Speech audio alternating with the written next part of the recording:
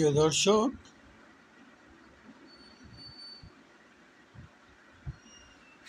অতি দুঃখের সাথে জানাতে হচ্ছে, বলতে হচ্ছে, আমাদের দেশে এখন চলছে পাগলা রাজার শাসন, জঙ্গি শাসন।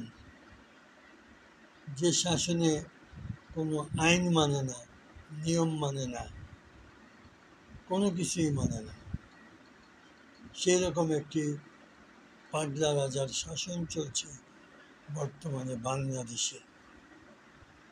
আর সেই শাসনের, সেই সরকার প্রধান হলো একজন মার্কিন নাগরিক, মার্কিন দালাল, সুদখোর ডক্টর মোহাম্মদ ইউনূস।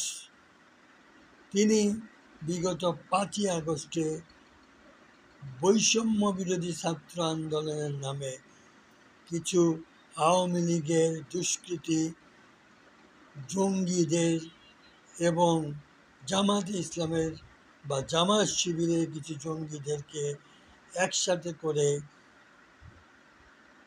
একটি আন্দোলনের নামে গণ অভ্যুত্থান ঘটিয়েছেন।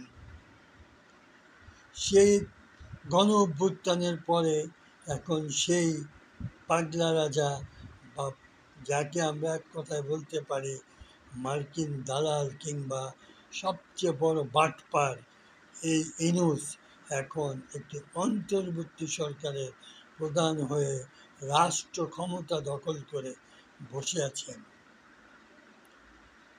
তার এই অন্তর্বর্তী সরকারে কিছু জঙ্গিদেরকে উপদেষ্টা বানিয়ে এখন রাষ্ট্রের অর্থ লুটে উনি ব্যস্ত।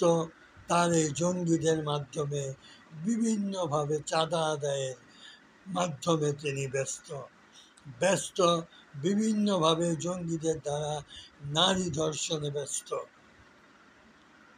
তেমনই একটি ঘটনা ঘটে গেল গত 2-3 দিন আগে কুমিল্লার মুরাদনগরে কথিত সন্ত্রাসী উপদেষ্টা আসিফ মাহমুদের বাবার মাধ্যমে